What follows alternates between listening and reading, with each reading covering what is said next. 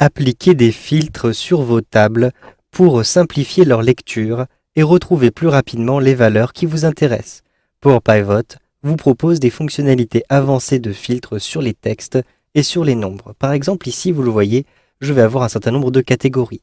Je souhaite retrouver uniquement la catégorie cuisine. Je clique ici sur la petite flèche, puis je vais retrouver ici les différents filtres de texte.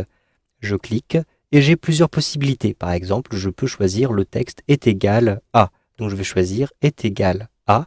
Vous pouvez d'ailleurs retrouver les différentes possibilités ici, est égal ou n'est pas égal. Et ensuite, préciser ici le contenu qui vous intéresse. Par exemple, ici, cuisine. Ensuite, je clique sur OK et je retrouve uniquement la catégorie cuisine. Si, à l'inverse, je souhaite exclure la catégorie cuisine, je clique sur la petite flèche, puis je vais choisir ici filtre de texte n'est pas égal à et je vais rentrer à nouveau cuisine comme ceci. Je valide en appuyant sur la touche Entrée et je retrouve toutes les catégories sauf la catégorie cuisine. Vous pouvez ensuite combiner différents filtres. Par exemple, je vais appliquer un filtre sur les prix hors taxe. Je clique ici sur la petite flèche et je vais choisir maintenant filtre numérique. Vous pouvez choisir de même est égal à, n'est pas égal à ou bien supérieur ou inférieur, supérieur ou égal, inférieur ou égal. Et vous pouvez même choisir des valeurs entre telle et telle valeur. Je vais choisir entre 300 et 1000 par exemple. Donc ici je choisis le minimum, 300. Je choisis ici le maximum, 1000. Et donc je vais retrouver uniquement les valeurs comprises entre 300 et 1000, ces chiffres étant compris puisque j'ai ici est supérieur ou égal et j'ai est inférieur ou égal. Ensuite je clique sur OK pour valider et vous le voyez, je vais retrouver 4 commandes qui correspondent à cette fourchette-ci.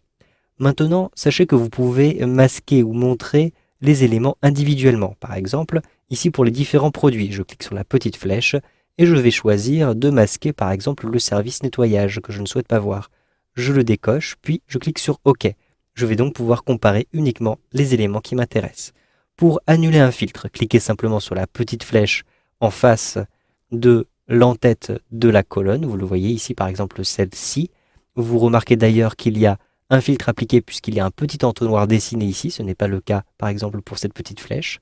Je clique sur le petit entonnoir, puis je choisis ici effacer le filtre de la colonne prod. Un simple clic et donc je vais retrouver ici service nettoyage.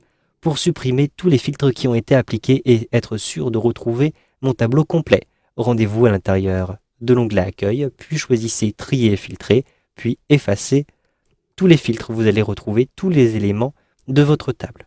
Maintenant, mettons que je recherche un élément très particulier à l'intérieur d'une de mes tables, par exemple les dates de naissance. Rendez-vous à l'intérieur de l'onglet Accueil, puis choisissez ici Trouver. Ensuite, rentrez ici par exemple date de naissance et cliquez sur Rechercher le suivant. Vous irez directement à l'intérieur de la table qui vous intéresse et vous aurez automatiquement le champ qui vous intéresse. Cliquez simplement sur Fermer pour ensuite consulter ce champ-ci. Vous savez donc maintenant comment filtrer les données d'une table ou retrouver un champ dans une table avec Power Pivot dans Excel 2013.